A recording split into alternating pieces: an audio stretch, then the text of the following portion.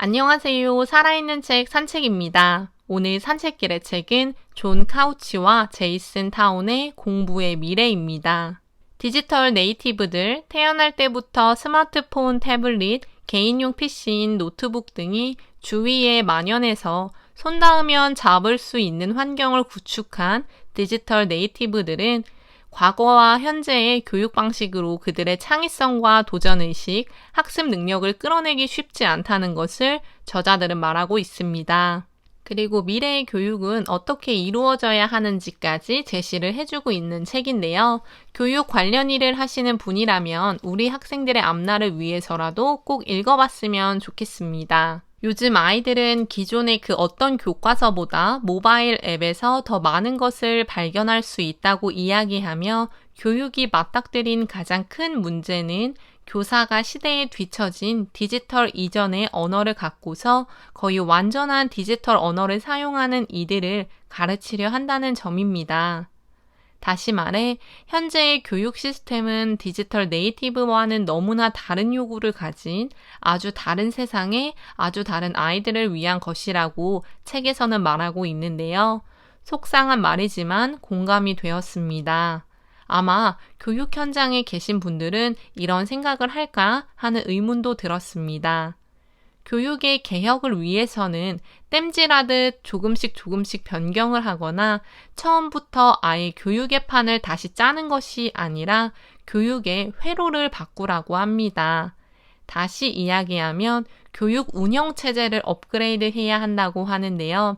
지금까지 표준화된 교육, 일관된 교육을 진행해 왔다면 앞으로는 다양한 스마트 기기들을 통해서 학생 개인 맞춤형 교육을 진행하자는 것을 두 저자는 말하고 있습니다. 저자 소개를 간단히 하자면 스마트 기기로의 교육의 회로를 바꾸고자 한 존 카우치는 애플 수석 고문이자 전 교육 담당 부사장이라고 합니다. 오바마 정부의 국가교육기술 계획에 참여했다고 하며 휴렛 패커드에서 일하다가 스티브 잡스를 만나서 애플에 54번째로 입사하게 되었다고 합니다. 그리고 교육에 관심이 많은 그는 하버드 대학 신입생 학습 연구 기금을 조성해 학생의 학습과 동기부여 개선을 위한 연구를 지원했다고 합니다. 또 다른 저자인 제이슨 타운은 하버드 대학 연구원으로 동기부여, 학습, 기술을 주로 연구하고 있다고 합니다. 우리가 잘 알고 있듯 지금 학교에서 이루어지는 교육은 1900년대의 교육 방식과 다르지 않습니다. 산책길에 소개했던 책인 토드 로즈의 평균의 종말을 저자도 인용하면서 지금 교육의 현실 폐해를 말해주고 있는데요. 모두 각자가 고유한 특성을 지니고 각자의 잠재력이 다른 학생들인데 단지 평가하기 쉽다는 이유만으로 프레데릭 테일러의 평균 사상을 아직까지도 교육에 반영하고 있다는 것은 창의성과 잠재력, 학생들의 고유한 능력을 발휘하지 못하게 하는 이유라고 보여집니다. 뿐만 아니라 수학이랑 영어를 못한다고 다른 것도 못할 것이라는 지레짐작을 하는 사람들의 편견, 편향은 굉장히 위험하며 낙인을 찍는 것을 우리는 그만두어야 한다고 합니다. 저자의 딸인 티파니를 언급하며 그 아이도 학습을 하는데 이해도가 느려서 학습장애가 있는 줄 알았다고 말하고 있습니다. 하지만 공예를 할 때만큼은 이해도가 빨랐고 잘 습득했다고 저자는 말하고 있으며 심리학을 전공한 티파니는 대학교 2학년 때 심리학을 그만두고 공예를 전공해서 그녀가 원하는 즐거운 일을 하고 있다고 합니다. 이를 보면서 아이가 공부를 잘하지 못하면 부모와 교사는 모두 아이에게 문제가 있다고 생각하는데 그것이 아니라 단순히 동기부여의 부족이기 때문이라는 생각이 들었다고 합니다. 그래서 아이를 가르친다는 것은 아이가 타고난 재능과 관심사, 열정을 찾아내도록 돕는 것임을 알게 되었다고 하고 그것을 굳게 믿었다고 합니다. 저 역시 모든 아이들이 모든 과목에 공부를 잘하고 활동을 잘하면 좋겠지만 특히 잘하는 것이 있다면 그것을 부모와 교사는 발견할 수 있도록 하고 도와주고 응원하고 그 아이가 그 역량을 정말 크게 키울 수 있도록 해야 하는 것이 필요하다고 생각합니다. 저자는 또한 동기부여의 4가지 방법에 대해서도 이야기해주고 있습니다. 먼저 학생에게 학습이든 활동이든 선택권을 줌으로써 직접 선택한 것을 마무리하도록 하는 것과 현실성 있는 방법을 이야기해주라고 하는데요. 만약 공부를 잘 못하는 아이가 의사가 되고 싶다고 한다면 의사가 되기까지의 과정을 이야기해주고 지금 당장 할 수 있는 것을 함께 이야기 나누라고 합니다. 세 번째는 실패인데요. 이 부분은 게임을 예로 들자면 게임을 할 때 적을 물리치거나 레벨업을 하지 못해서 실패한 경우에 그것을 성공시키기 위해 우리가 계속 도전하는 것을 학습 또는 실생활에서도 제공해 주라고 합니다. 마지막으로는 안젤라 더크워스가 말한 그릿을 생각하라고 하는데요. 동기부여도 끊임없이 해주어야 한다고 합니다. 그리고 아이 역시 열정적 끈기를 가지고 행동을 해야 한다는 것을 끊임없이 알아야 한다는 것인데요. 아마 많은 교육자분들이 동기부여를 어려워하실 텐데 이 책에서 나오는 방법 말고도 다양하게 찾아보면서 학생들이 자신의 역량을 계속 개발할 수 있도록 교육자들이 도와주면 좋겠습니다. 와 닿았던 이야기 중에서 교육은 리얼리티 프로그램이 되어야 한다고 하는데요. 현재 교육은 대본이 있는 텔레비전 프로그램과 비슷하다고 합니다.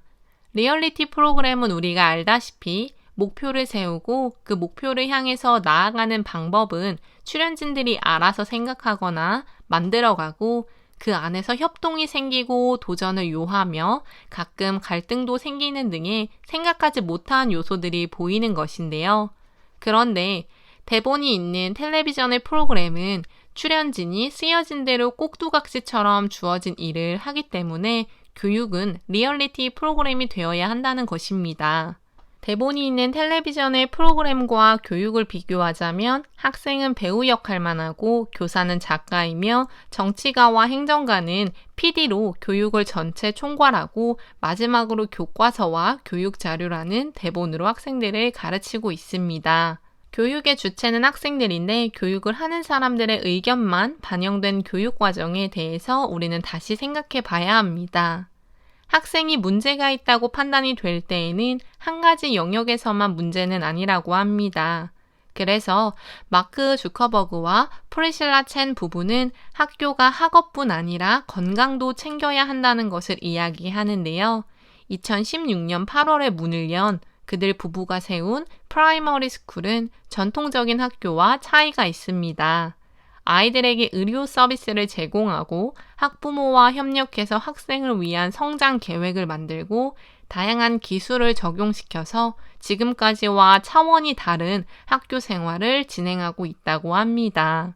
중간에 저자는 미래교육의 ABC 모델에 대해서 이야기하는데요. 어세스, 접근성이 좋아야 하며 빌드, 아이들이 직접 무언가를 만들어 볼 수 있는 환경이 되어야 하고 코드, 코딩을 배워가는 것이 미래의 교육이라고 합니다. 먼저 접근성이 좋아야 한다는 것은 기술적인 접근과 인터넷 사용의 접근을 모두 이야기하는데요. 프로젝트 룬과 같이 전 세계 모든 사람들이 인터넷에 접근할 수 있도록 하는 것은 굉장히 중요하며 그를 위해서 애플 역시 노력하고 있다고 합니다. 뿐만 아니라 인터넷을 통해서 다양한 사실과 정보들을 접하면서 더 넓은 시야를 가지는 것이 필요하다고 언급하는데요. 부정적인 정보도 당연히 있겠지만 그런 것들을 구분하는 것이 아무래도 아이들에게 꼭 필요한 교육이라는 생각이 듭니다. 빌드는 메이커 환경을 이야기하면서 일론 머스크의 사례를 제시해 주는데요. 일론 머스크는 자신의 아이들을 전통적인 학교 공간에서 자기가 직접 집에 세운 학교인 아드 아스트라로 등교하게 했습니다. 라틴어로 투더 스타, 별로 간다는 아드 아스트라의 의미를 가진 학교는 활동 중심으로 되어 있으며 궁금한 것이 있으면 직접 분해해보고 조립해보고 실제로 본인들이 직접 해보게 하는 것이 중요하다는 판단하에 일론 머스크는 그 학교를 세웠다고 합니다. 그래서 메이커 운동이 생기게 되는 것이고 요즘 아이들에게는 직접 본인이 스스로 해보는 것이 또 하나의 문화로 자리 잡았다고 합니다. 지식 주입식 교육보다 경험하면서 활동하고 배우는 것을 좋아하는 디지털 네이티브들에게는 메이커 환경을 만들어주는 것이 중요합니다. 마지막 C는 코드입니다. 코딩의 중요성은 계속 부각되고 있으며 정규 교육 과정에도 들어가 있는데요. 수박 겉핥기식의 코딩 교육이 우리나라에서는 진행이 되는 것 같아 조금 안타까운데 책에서 이야기하는 코딩 교육의 효과는 비판적 사고력을 기를 수 있고 컴퓨팅 사고 능력, 창의성, 자율성을 학생들이 기를 수 있다고 합니다. 또한 쉬운 코딩에서 성취해낸 기쁨을 조금 더 어려운 코딩을 진행함으로써 계속해서 성공 경험을 늘려가는 것도 중요하다고 하는데요. 코딩에 대해서 더 알고 싶으시다면 미첼 레스닉의 평생 유치원을 읽어보는 것을 추천드립니다. 이렇게 미래교육의 ABC를 이야기하고 있으며 그 교육을 위해서는 다양한 스마트 기기의 사용을 말합니다. 스마트폰, 태블릿 등을 말하고 있으며 인공지능과 인공지능 비서, 적응형 학습, 사물 인터넷, VR과 AR 등 앞으로 교육 환경에서 충분히 구동 가능한 소프트웨어들을 이용하면 앞으로의 미래 교육은 최고의 기술들이 교육의 효과를 도와주는데 한몫할 것입니다. 하지만 그럼에도 불구하고 교사는 필요하다고 하는데요.